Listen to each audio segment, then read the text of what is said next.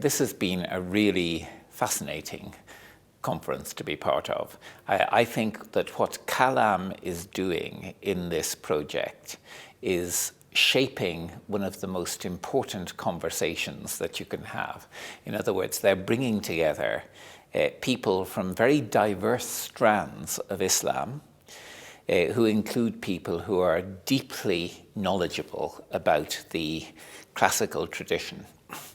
They're bringing them together with scientists of different scientific disciplines and with philosophers, and also with people like myself. I'm a Christian theologian, and I have been for the last 20 years or more practicing scriptural reasoning, in which Jews, Christians, and Muslims come together to discuss their scriptures with each other and to relate those scriptures to the way in which we understand the world today as well. And it has also led into all sorts of forms of joint practice in the world too. Now, I think that what Kalam is doing in this remarkable project is going a step, extending that sort of dialogue that I've experienced over the last 20 years or more. In other words, that it's uniting that in-depth engagement with scriptures and traditions, and the whole Kalam tradition especially, with a full engagement with modernity, with what the contemporary world is about, and then also making sure that it tries to, that this largely Muslim project tries to learn from those like myself who are wrestling with very similar problems, but in our own traditions.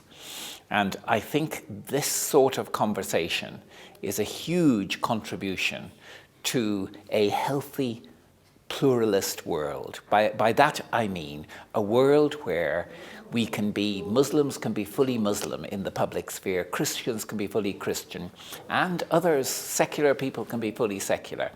But that when we have our differences, we converse together and we disagree together if necessary, but we do not fight each other. We live in peace together and we create conversations like this around important topics, and we try to wrestle with these issues for the good of our world. And I think it's a sign of hope for our world that there can be a conference like this. And I was particularly moved by the way in which people came from such different positions within Islam and had really constructive arguments and discussions with each other about really important matters. So it's been a wonderful experience. I'm deeply grateful to Arif Nayed, my dear friend of many years, with whom I have practiced scriptural reasoning over many years, and whose founding of Kalam Research and Media, I think, is another major sign of hope for our world. And to have been here together with my Christian colleague from, I'm from the University of Cambridge, he's from the University of Birmingham, Professor Nicholas Adams. Both of us had a wonderful time here. I'm only sorry that he has already gone home and isn't here to join me in this.